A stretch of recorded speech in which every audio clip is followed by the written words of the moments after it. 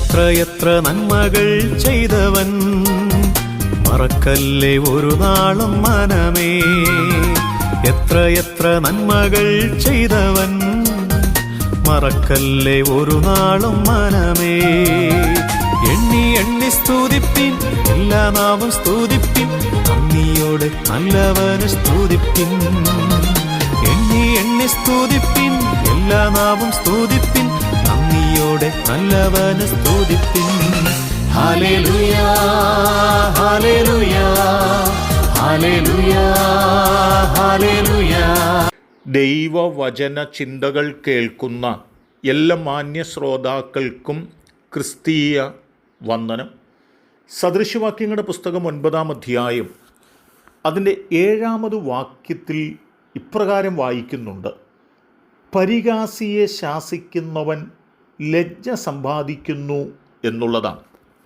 നാം ഈ ഭൂമിയിൽ ഒന്ന് നോക്കുകയാണെങ്കിൽ ഏതു മനുഷ്യരെയും, കണ്ടിട്ടുള്ള, കേട്ടിട്ടുള്ള, അറിയുന്ന, അറിയാത്ത ഏതു മനുഷ്യരെയും പരിഹസിക്കുന്നതായ, അപമാനിക്കുന്നതായ ധാരാളം ആളുകളെ നമുക്കിവിടെ കാണുവാൻ കഴിയുന്നുണ്ട്.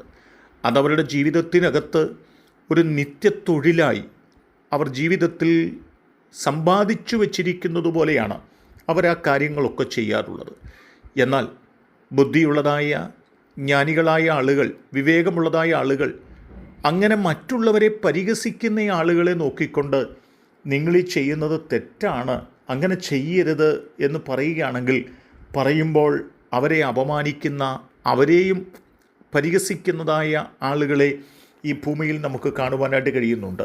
അങ്ങനെയുള്ള ആളുകളെക്കുറിച്ചാണ് ഈ ദൈവവചനം നമ്മെ ഓർമ്മപ്പെടുത്തുന്നത്.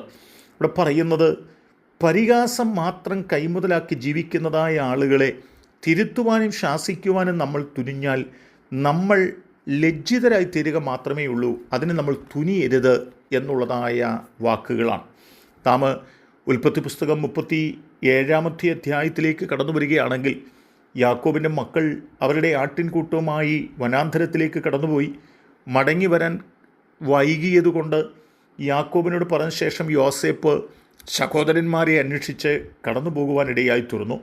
അവർ ഓരോ മലകളും താഴ്വരകളും അന്വേഷിച്ച് അവരിങ്ങനെ കടന്നു പോവുകയും അങ്ങനെ ദോദാനിലേക്ക് പോകുവാനായിട്ടുള്ള അറിവ് കിട്ടി അവിടേക്ക് കടന്നു പോവുകയും ചെയ്യുകയാണ്. ദൂരെ നിന്ന് യോസേപ്പ് തൻ്റെ സഹോദരന്മാർ നിൽക്കുന്നത് കണ്ട് സന്തോഷിച്ചു. അപ്പോൾ തന്നെ യോസേപ്പ് കടന്നു വരുന്നത് സഹോദരന്മാർ കണ്ടിട്ട് പറയുന്നതായ വാക്കുകളുണ്ട്. അവിടെ പറയുന്നത്, അതാ സ്വപ്നക്കാരൻ വരുന്നു, വരുവീൻ, നാം അവനെ കൊന്ന് ഒരു കുഴിയിൽ ഇട്ടുകളക, ഒരു ദുഷ്ടമൃഗം അവനെ തിന്നുകളഞ്ഞു എന്ന് പറയാം എന്ന് പറയുകയാണ്. യോസേപ്പിനെ വിളിക്കുന്നത് സ്വപ്നക്കാരൻ എന്ന് പറഞ്ഞ് പരിഹസിക്കുകയാണ്, അപമാനിക്കുകയാണ്.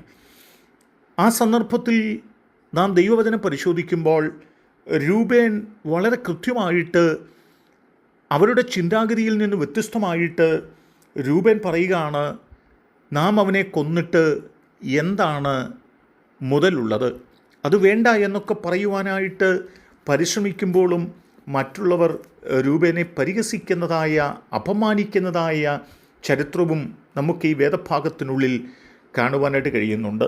രൂബേൻ പറയുന്നത് വേണ്ടതുപോലെ സഹോദരന്മാർ കേൾക്കുവാൻ തയ്യാറല്ല എന്ന് മനസ്സിലാക്കിയതുകൊണ്ട് അവനെ കുഴിയിലിട്ട് കളയുമെന്ന് മനസ്സിലാക്കി അവിടെ നിന്ന് മാറി നിന്നത് എന്തിനാണെന്ന് ചോദിച്ചാൽ, കുറച്ച് കഴിയുമ്പോൾ യോസേപ്പിനെ കുഴിയിൽ നിന്ന് കയറ്റി രക്ഷപ്പെടുത്തി വീട്ടിൽ അയക്കാം എന്നുള്ളതായ ചിന്തയൊക്കെ ആയിരുന്നു.